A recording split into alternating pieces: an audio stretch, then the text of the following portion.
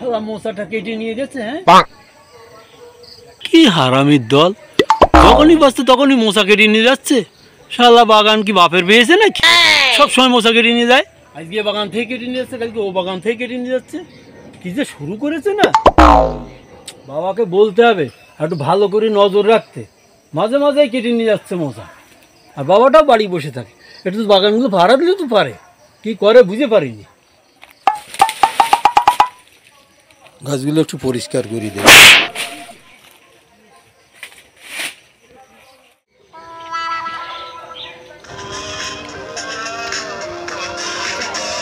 বাড়িতে তো গেলাম, মদনদাকে তো দেখতে পাইনি।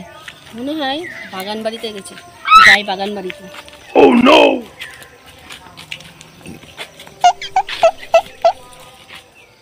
তো যাচ্ছি, আগের দিন তো 2-6 করে তাড়িয়ে দিয়েছে, আজকে আবার কি বলে কে জানি। আগে যা বলে বলুক গে, আমি তো যাই, তারপরে দেখা যাবে।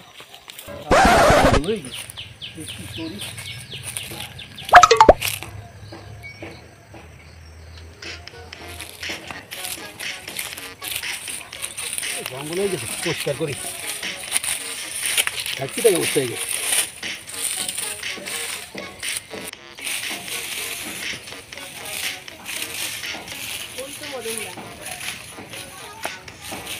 ও মদনদা, এই তুই বাগানে আছিস কেন? হ্যাঁ, তোমাকে তো অনেকদিন দেখি না, তাই জন্য একটু দেখতে এলাম কি করছো বাগানে।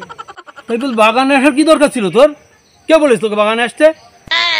তাতে কি হয়েছে, বাগানে এসছি তাই। তোমাকে এমনি বাড়িতে গেছি দেখি পাইনি, তার জন্যই তুমি বাগানে এসছি। বাড়িতে ফাঁসি বলে তুই বাগানে আসবি? হ্যাঁ, বাগানে যদি কেউ দেখে তুই আমার সঙ্গে আছিস তাহলে কি বলবে লোকে? তুই বুঝিস না সেটা? লোকে তো জানে, লোকে এবার কি বলবে। আমি তো আবার আমি তো আবার কি, একদম এসব কথা বলবি না এখানে। এই বাগান থেকে তুই চলে যা, বুঝতে পারছিস তো? যাবো বলে তো আর আসিনি, বলো।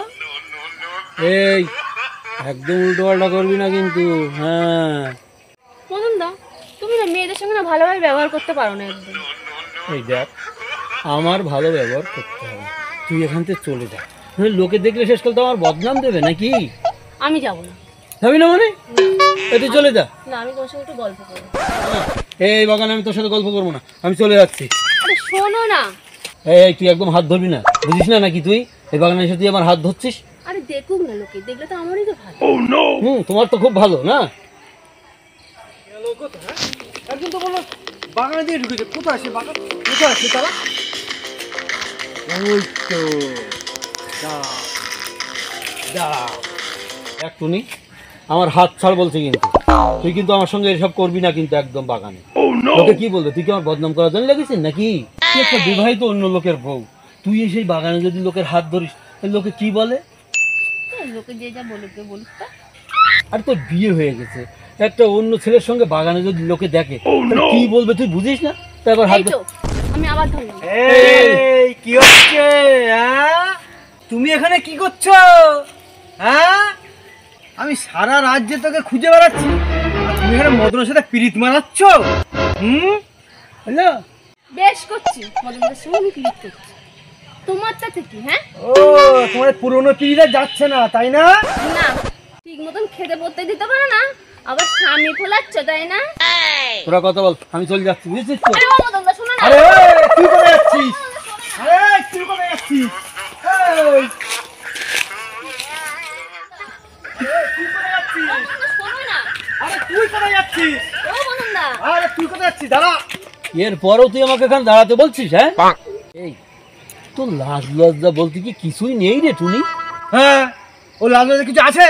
তাহলে এই বাগানে আসতো, বাগানে তোর জন্য এই কথা শুনতে আসছে আমার। হ্যাঁ, ঠিক হয়েছে, আমি বাগানে গেছে বেশ করেছি। যা গিয়ে ভালোভাবে সংসার কর না। কি ওর সাথে সংসার করবো? হ্যাঁ, ওকে ঠিক মতন সংসার চালাতে পারে নাকি যে ওর সঙ্গে আমি সংসার করবো? সংসার চালাতে পারে না? না। শুনে দেখো ওর কাছে।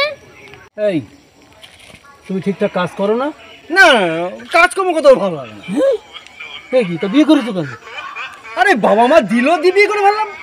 বাবা মা দিল এমনি করে ফেললে? হ্যাঁ, এটা নাকি বাবা মার কথা শুনে বিয়ে করেছো, কিন্তু আগের বিয়েটা কার কথা শুনে বিয়ে করেছো? হ্যাঁ, বলিস কি তুই? ও আগেও বিয়ে করেছিল? শুনে দেখো। তোমার আগের একটা বিয়ে আছে? হ্যাঁ, ওটা ওই পাড়ার লোকেরা ধরে দিয়ে দিয়েছিল। এ তুমি, পাড়ার লোকেরা ধরে দিছিল মানে? কেন বুঝতে পারোনি?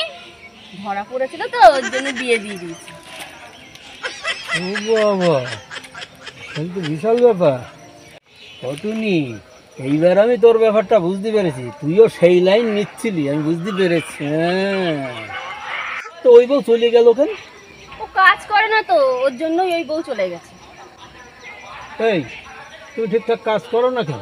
বললাম না, কাজ করতে ভালোই লাগে না, তো একদম ভালো লাগে না। ওরে বাবা, শুধু খিদে পায় আর ঘুম পায়। ও তো খাবে কি করে? কাজ না করলে খাবে কি করে বল দেখি তুই? কেন কেন বউ কাজ করবে? ওরে বাপরে! আমি এর জন্যই তো তোমার পিছনে পড়ে আছি।